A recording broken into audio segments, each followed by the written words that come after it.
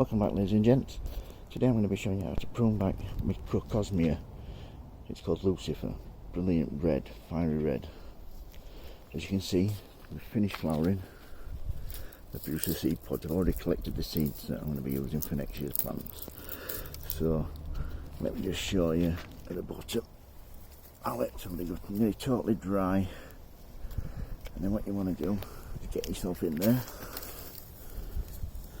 You see that just there, just an inch or so above ground level. So you can see, really tough. You see when I put it on the shears.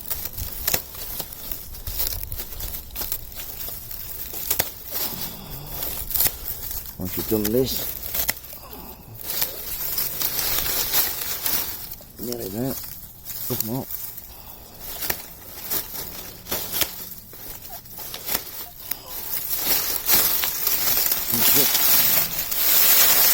Then it's done.